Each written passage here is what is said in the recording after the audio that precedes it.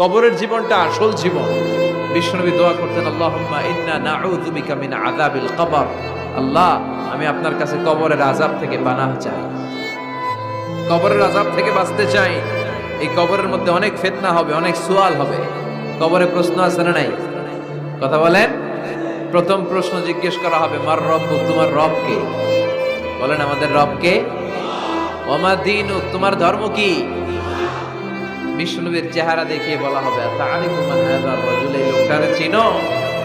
আমরা কি বলবো? আমরা চিনি, উনি আমাদের প্রিয় রাসূল মুহাম্মদুর রাসূলুল্লাহ সাল্লাল্লাহু আলাইহি ওয়াসাল্লাম।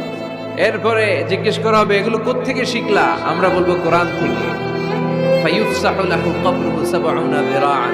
সুন্দর সুন্দর উত্তর করতে পারলে আপনার কবরটারে ৭০ হাত লম্বা করে দেয়া হবে।